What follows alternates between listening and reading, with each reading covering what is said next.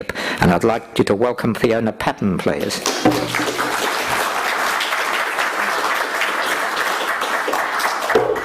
Thank you, David, and thank you to the Fellowship of the Round Table for this opportunity. I must say, I don't really know what the word cyber hate means either, so I kind of took the second part of the topic, which was censorship of the internet, as the basis for my brief talk.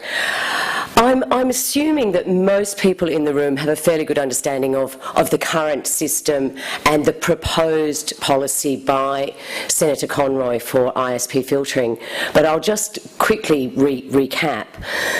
Currently, we have a regime under the Broadcasting Services Act, which was introduced by Senator Alston, who was the then Communications Minister. He did it, and with the cry that we will have no pornography on the internet in Australia. I believe he was classed as the global village idiot at the time by the American Civil Liberties Union. It seems we're getting a bit of policy on the run. Well, we haven't actually seen the Minister speak about this for some time. We're sure he's still there. But the last time I certainly had a chance to speak with him was on SBS Insight program, when all of a sudden X was no longer banned.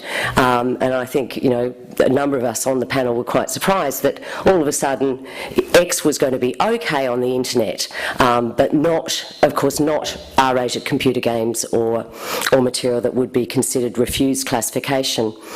Now, when we talk refused classification, that's refused in the film guidelines. So I just, for a little bit of show and tell, here's a magazine, and this is a Category 2 magazine. It features people having sex. Here is an X-rated film. It features people having sex. This is a magazine photos taken from the film.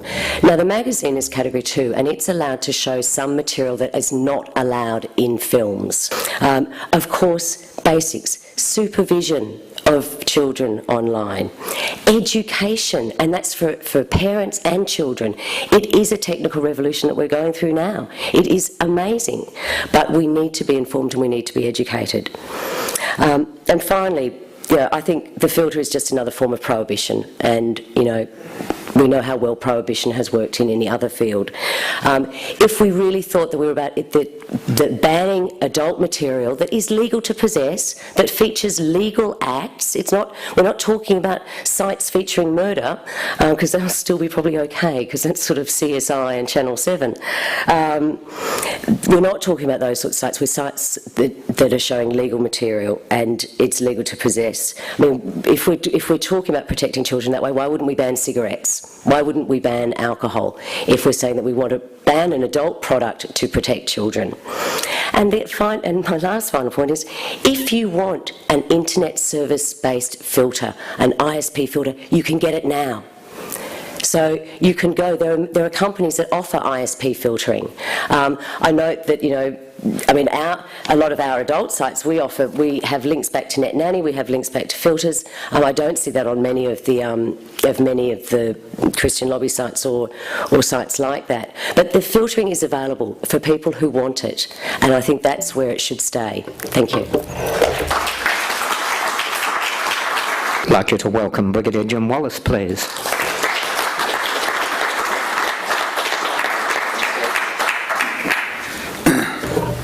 Well, thanks very much, David. I appreciate your welcome, and it's good to be able to talk to you. But I can't say that I enjoy this, right? And it's not that I don't like a debate.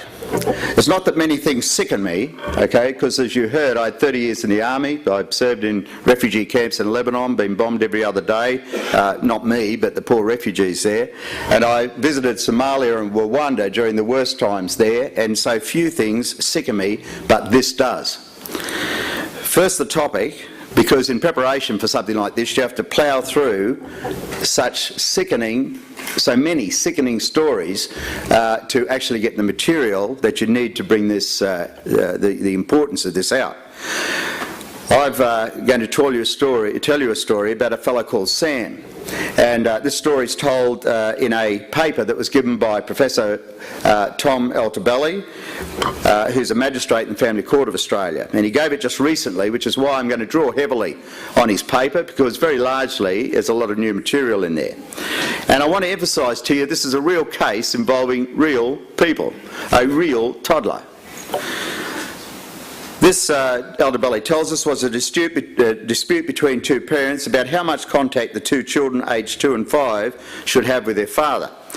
It was agreed between the parents that the 5-year-old child, who we'll call Sam for present purposes, was displaying sexualised behaviour that was a concern to both of them. The documents that I'll read from were produced in response to a subpoena addressed to the child sexual assault counsellor who was working with that child. The evidence that Ms David gave, together with the material produced by her on subpoena, does raise deep concerns, says Altobelli, about the behaviour that Sam, who is only 5, is demonstrating. Sam and I are establishing a very good rapport. Today, Sam and I talked about our feelings, and I asked Sam, how would Matthew have been feeling when you were holding him like you did when you came to counselling last time? Sam denied that he holds Matthew and won't let him go. Sam sat on the lounge for a short while and said, I don't mean to hurt him. I don't mean to hurt Matthew when I do that. I asked Sam how he did know to do what he did to Matthew, and Sam said, on the computer. What was on the computer? I asked. I continued, with Sam stating that he saw it on the computer when he was in Egypt, and then he saw it 2 times when he lived in a house with Daddy and his computer. Sam stated to me that he knew what icon to click on his father's computer. Sam stated that he saw people with no clothes on the computer, and Sam described getting hot in the head when he thinks about doing things that make him hold Matthew, stating, my head feels hot inside and I don't like the feelings. And she recorded, I think that if I remember rightly, there was something like 220 pictures or videos associated with this site. So I'd ask, is anyone really surprised that I'm totally sickened and moved to anger by this topic? But I move beyond anger to fury when I consider the fact that there are people prepared to argue that we shouldn't restrict this domain and who oppose in particular the government's proposal for internet filtering. Let's look at the unholy alliance that seems to get together to oppose this. First of all, Electronic Frontiers Australia. EFA has the honour, it says, of serving an aspiration both timeless and immediate in working for online freedoms and rights. It is a timeless aspiration because of the defence of liberty. This is Lincoln stuff, isn't it? Abraham Lincoln. It's a daily endeavour, history demonstrating that freedoms and rights lost are hard to regain. It's an immediate aspiration because of the global internet offers all people the right to communicate without interference, and governments have the chance to embody internet freedoms and rights into law, custom and practice for generations to come. Then goes on to tell us that its objectives include to advocate the amendment of laws and regulations in Australia and elsewhere which restrict free speech and unfettered access to information. Unfettered access to information. So presumably EFA want all this stuff there on the net, regardless of who it hurts, regardless of who it damages. They want unfettered access to the internet. Now, as I look further at their objectives, it is clear that this is really a group of civil libertarians hiding, really, under a technical sort of guise. So there'd be no surprise to me to find that in what they come out with on this particular topic, that they seem to be ignorant of the potential of technology. They obviously don't agree with what the proponents of technology tell us every time they want to sell technology, and that is that there are no limits on technology.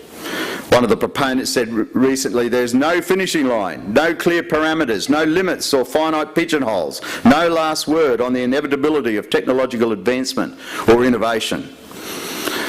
Adopting that line of argument, another one said, we have travelled only up to the initial and shallow part of the exponential curve.